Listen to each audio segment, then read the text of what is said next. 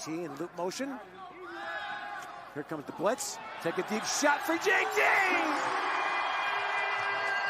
Stokes! Touchdown!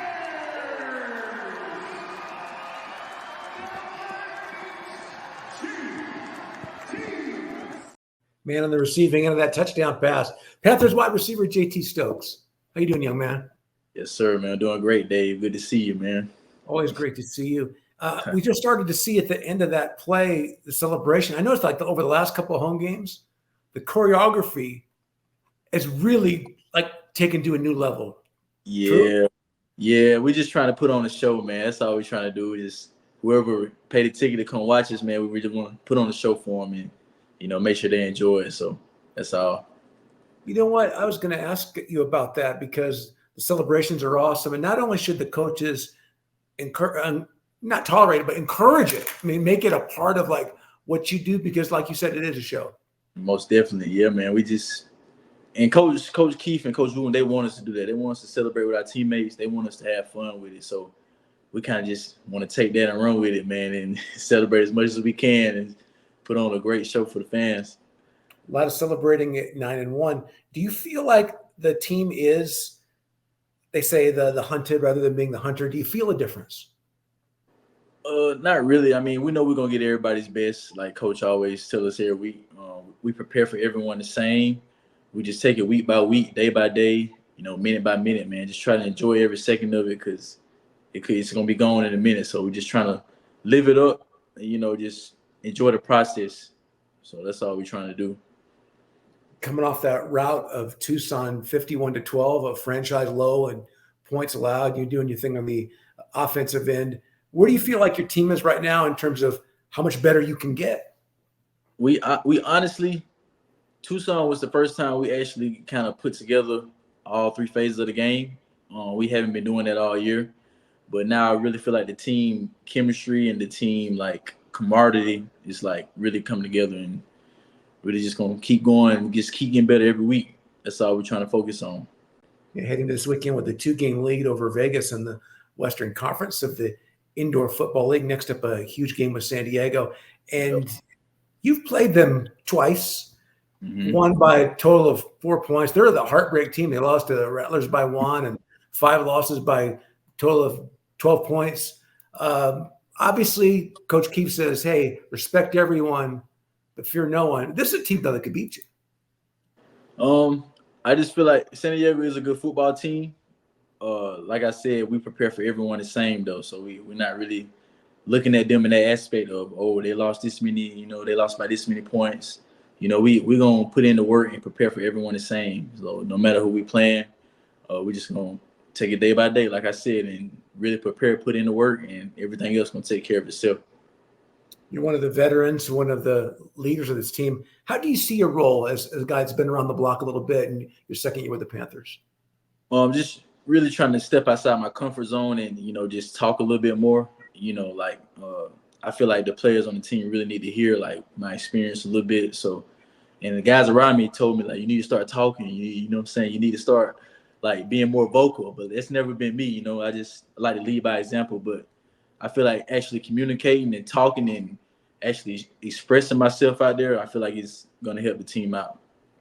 You mentioned leading by example, and I was talking to Dixie today, and he said, hey, one thing people don't notice about JT is that he's critical to our running game.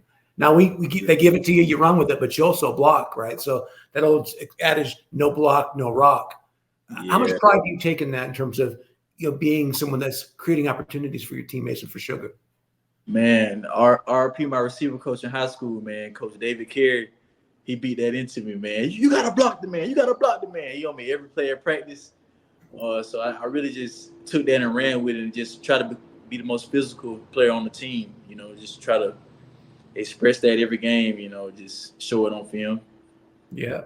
And so you block, they hand it to you, they throw it to you, and you also snap it too, right? And extra points in field goals. And I had a chance to visit with you during the stretching the other day. I said, hey, when was the last time you did that? And you said you were 5 years old. Yep. 5 years old, All-Stars, Monroe County All-Stars, man.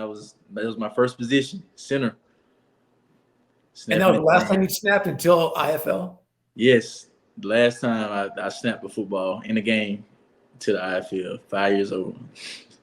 How did you get recruited to do it for the Panthers? Our teammate Wes actually got injured during the game against Jacksonville. So he was our long snapper at first. So, and, you know, we just had one day at practice, was like, who knows how to long snap? And, you know, I raised my hand. I was like, I can do it, coach.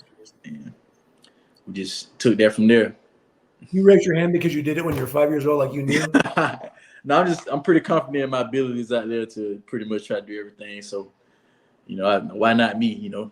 Absolutely. Hey, I want to play something for you and then ask you your thoughts on your evolution of dealing with the wall, because when people go from the outdoors to indoors, that's one of the first things they're asked, right? About the smaller field, but also as a receiver dealing with that wall. 2nd and long. DeQuan lets it go for the sideline. What a grab. Reception at the 23. Sheffield goes over the wall. And so does JT. Man, that's crazy. And by the way, Michelle Farias, assistant coach, statistician too, suffered a concussion as she was on the receiving end of that. So she's getting better. So Panther fans know that young lady will be back in a couple of weeks. For you, though, you know, what's that adjustment been like? And how long did it take you to be comfortable in dealing with the wall?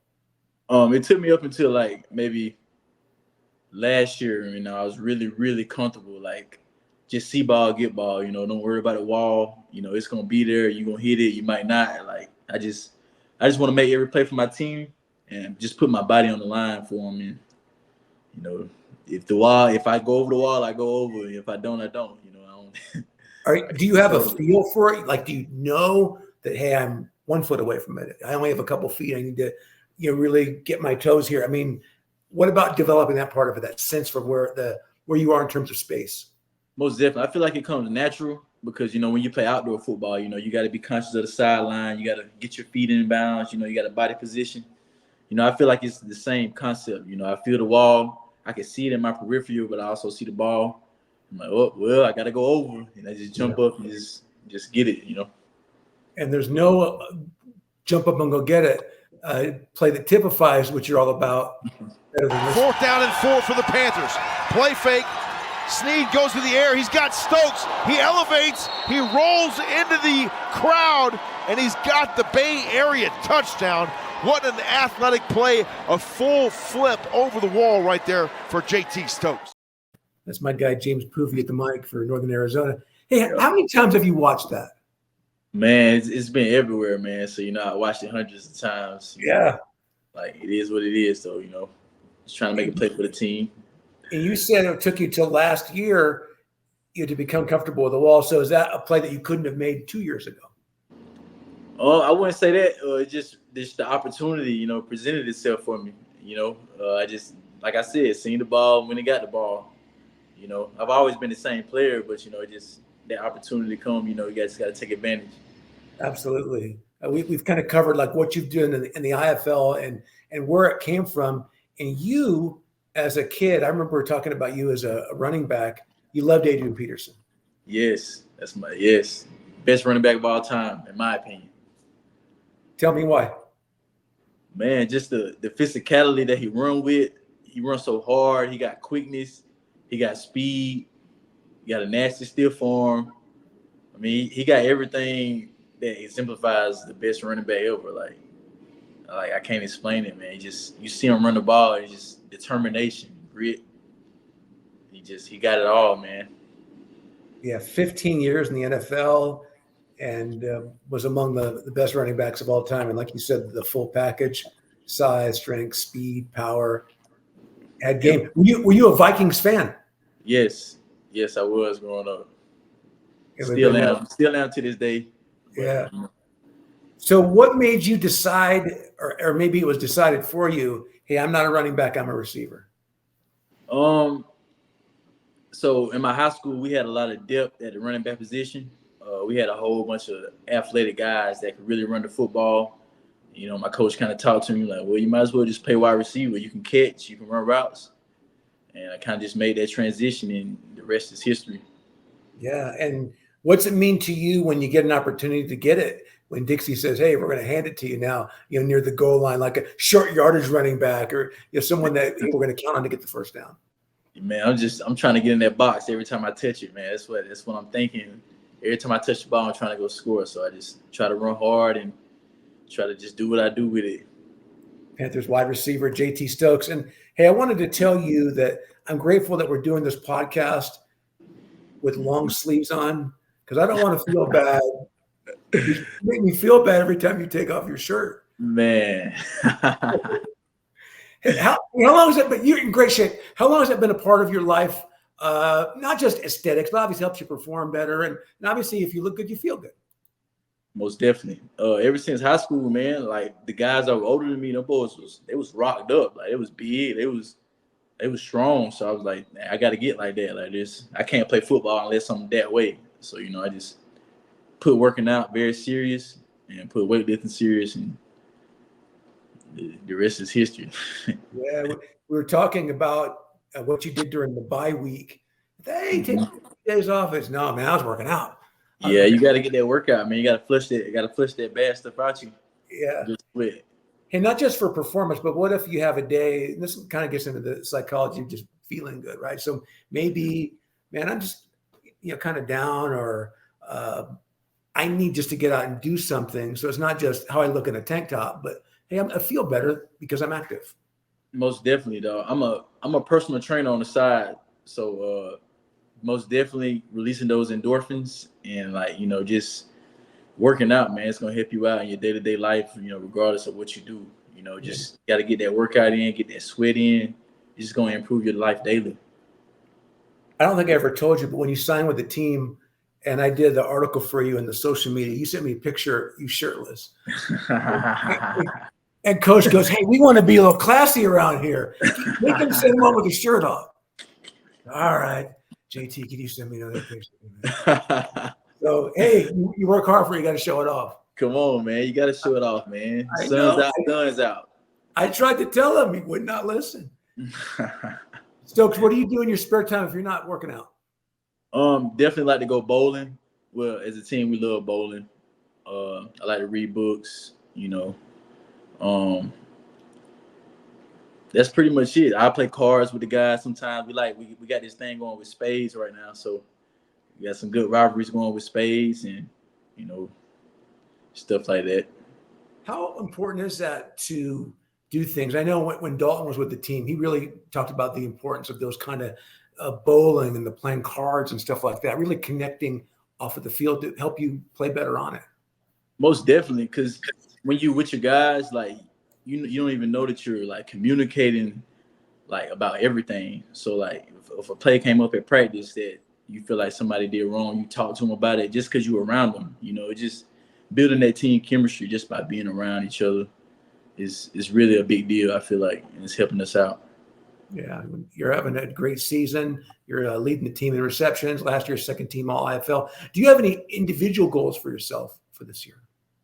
Honestly, I just want to put together great film every game. I want to score 100% on all my plays. I want to make all my blocks. I want to make all the catches.